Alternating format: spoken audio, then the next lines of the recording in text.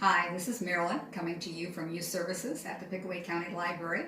Today I'm bringing you the STEM Challenge, which I hope brings scientific fun for the whole family. With the 4th of July just around the corner and lots of the area fireworks canceled, we're going to create our own colorful explosions today, very safely in the house, no fire, just using some water. So, the supplies are very easy. You're going to have a container filled with water. You need some vegetable oil, food coloring, and I've got a plastic fork here, but you can also use a spoon, something to just stir with. So again, we've got the quart jar. You can use any type of glass container. Leave a space at the top. I'm using about 2 ounces of water. I'm using a measuring cup, but any other container will work here. I just use this because it's a little easier to pour. And you're just going to pick out your favorite colors of food coloring and put in some drops.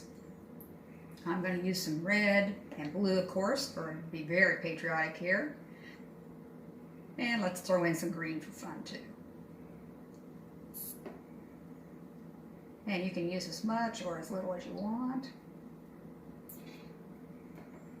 You're going to take, I'm using the fork, and you're going to stir just a little bit here. This just breaks the bigger drops into littler drops.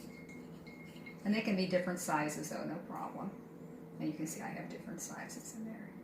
All right, for the fun. We're going to pour this kind of slowly in here. And we know from previous challenges that oil and water do not mix.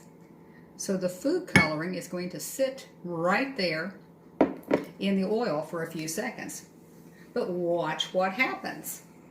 In just a few seconds, those drops of food coloring will begin to drop down through the oil, and you'll start to see these little trails of color coming down there, explosions of color. Because once the food coloring drops hit the water, that dye begins to dissolve very quickly, and you begin to see the different bursts of color coming down through there, just like you would watch fireworks in the sky, the trails coming down. Now you can extend this challenge at home in many different ways, using different temperatures of water to see which might create the most color, or perhaps the quickest. You can change the amount of oil that you would use. You can use as many or different colors that you want, so that you could have the most colorful or the most long-lasting. Remember that we have a challenge posted here each Thursday for the family. Until then, I'll wish you a very happy, colorful, safe 4th of July.